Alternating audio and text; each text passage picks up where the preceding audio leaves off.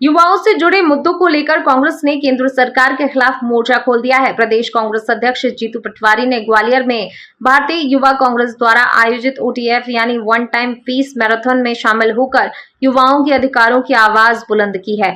जीतू पटवारी ने कहा कि कांग्रेस का स्पष्ट मानना है कि सरकारी नौकरियों की विभिन्न भर्तियों के लिए युवाओं से बार-बार परीक्षा शुल्क लेना अन्यायपूर्ण है। उन्होंने मांग की है एक बार शुल्क जमा करने के बाद युवाओं को सभी सरकारी भर्तियों में आवेदन का अवसर मिलना चाहिए, जिससे उन पर पड़ने वाला आर्थिक बोझ कम हो सके।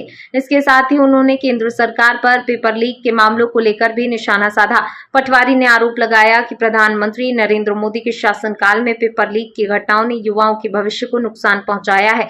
उन्होंने कहा राहुल गांधी द्वारा युवाओं के समर्थन में शुरू किए गए आंदोलन को देश भर के युवाओं का समर्थन मिल रहा है। कांग्रेस ने स्पष्ट किया वह रोजगार भर्ती प्रक्रिया में पारदर्शिता और युवाओं के हितों से जुड़े मुद्दों पर अपनी लड़ाई जारी रखेगी। शरीर को उस तरीके से बनाओ जिस तरीके से आपकी कंपटीशन में आप क्लियरिटी लाओ, और फिर वो बेईमानी हो जाए तो क्या ये देश के लिए अच्छा है? ये आपके लिए अच्छा है?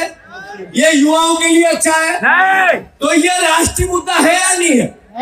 राहुल गांधी जी जो ये बात करने आए कि देश में नए बच्चों के रोजगार की बात हो, उनकी एग्जाम्स की बात हो, पेपर लीक की बात हो, बार बार होती हुई धांधली नौकरी में इसकी बात हो, या एजुकेशन फेयर और फ्री एजुकेशन कैसे मिले, जो शिक्षा है वो गुणवत्ता वाली और फ्री सस्ती कैसे मिले, ये सवाल देश के सामने करने को आ रहे हैं।